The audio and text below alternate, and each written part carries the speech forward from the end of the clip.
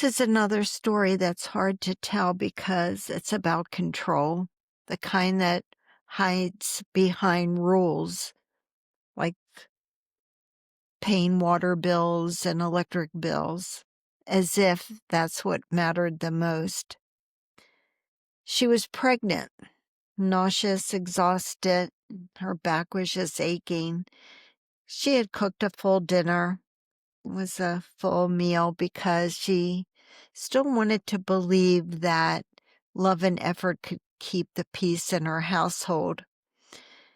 And when her and her husband finished eating, she stacked the dishes neatly into the dishwasher, thinking, I'm going to use it just this once.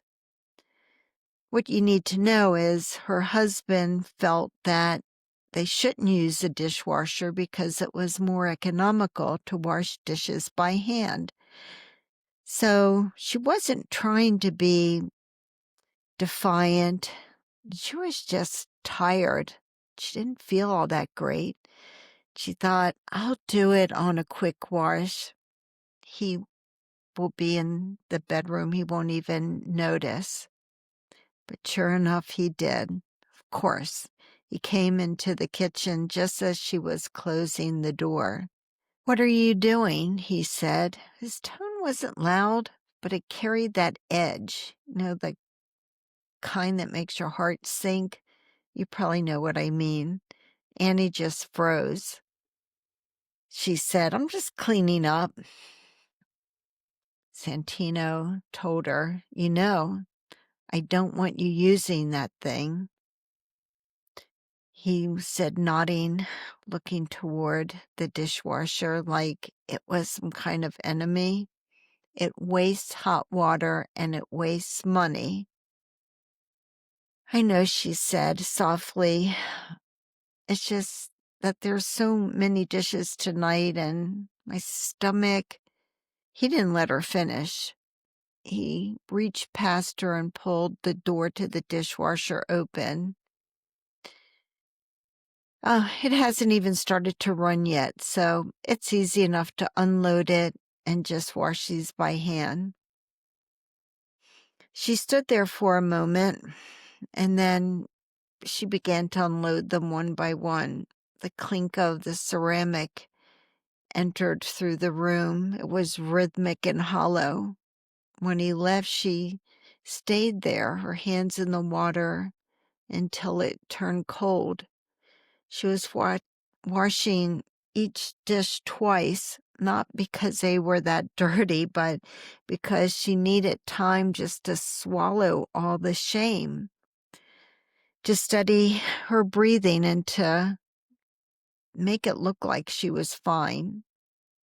But that night, something inside of her clicked. It wasn't defiance yet. It was awareness.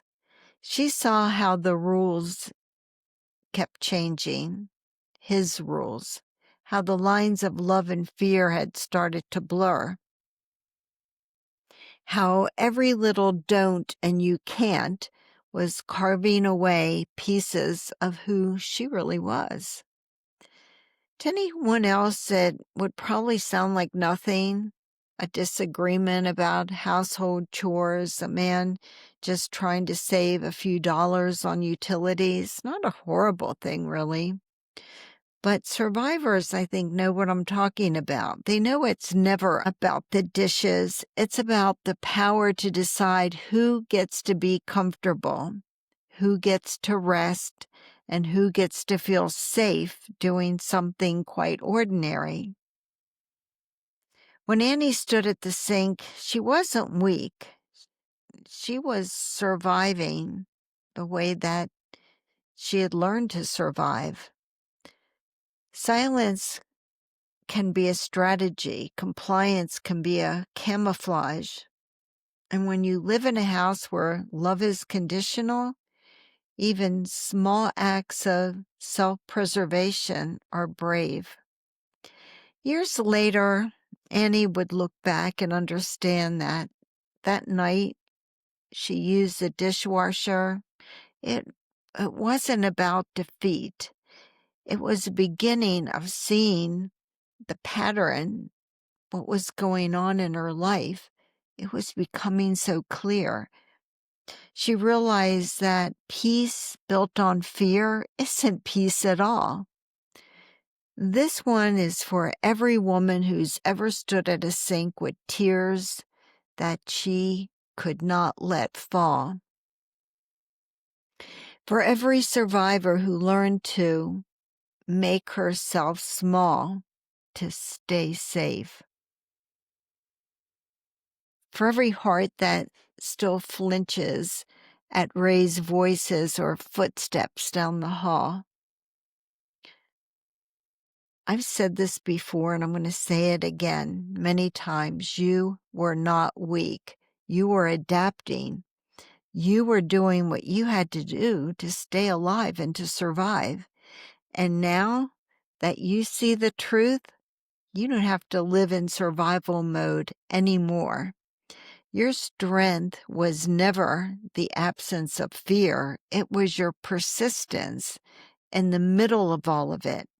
This is Annie's story, and I'm telling it for her and for every survivor who knows what it means when saving electricity becomes a threat.